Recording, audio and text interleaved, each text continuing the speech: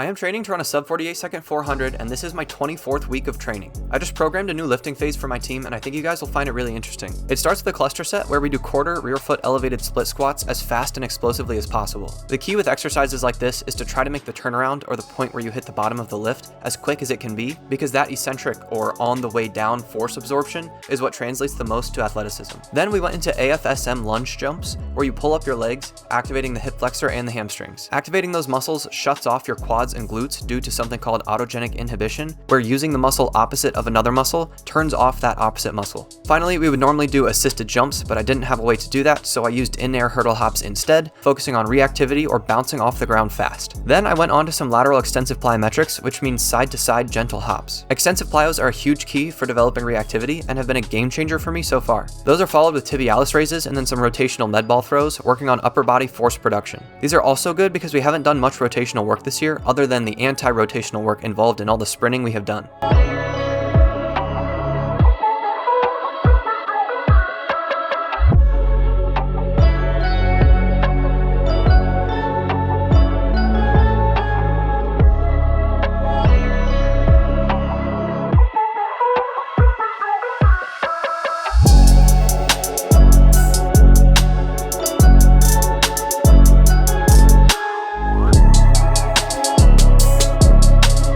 Also, if anyone knows what this thing is for, please let me know, because it definitely is not what I'm doing here.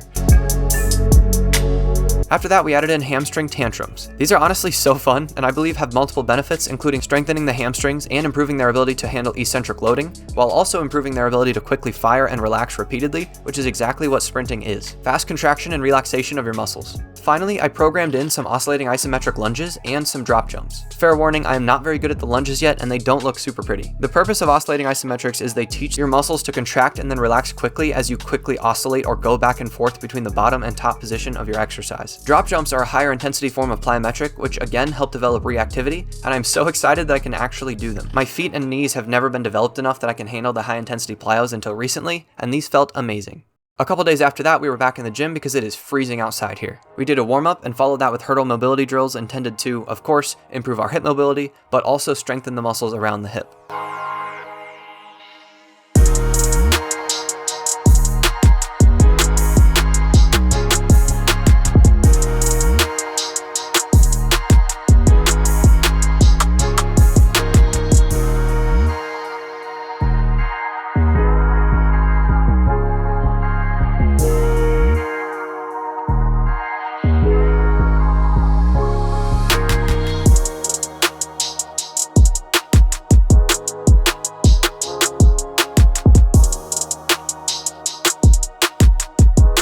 This was our plyo and medball day, and we did single leg static hops where you jump the wickets and stick the landing for a second, followed by dynamic single leg hops where we quickly bounce off our feet.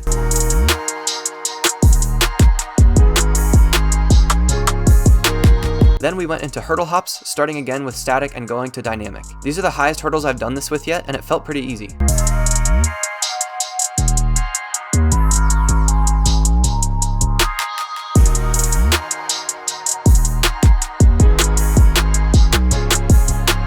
Going into our medball throws, we used a medball 8 pounds heavier than usual, and it was really difficult. I also got the worst possible camera angle for this. I'll do better next time. We did overhead throws, then jumps with throws straight up, followed by double jumps with a reactive second jump into a throw.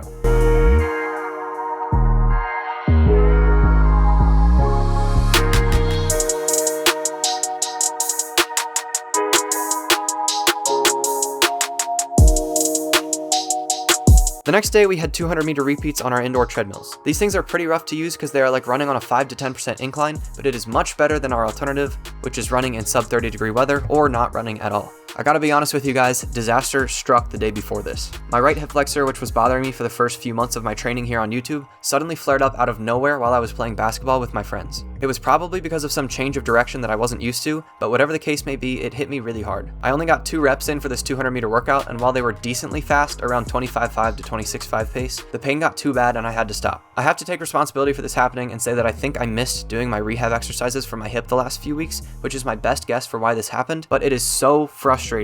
especially because our first meet is coming up fast. As you'll see next week, this causes me to miss about a whole week of training. So anyway, take it from me, do not slack with your injury prevention work. Try to hit every part of your body at least once per week to keep everything stimulated and healthy. I hope to be back up and running soon to get back on track for the sub 48, and I'll see you in the next one.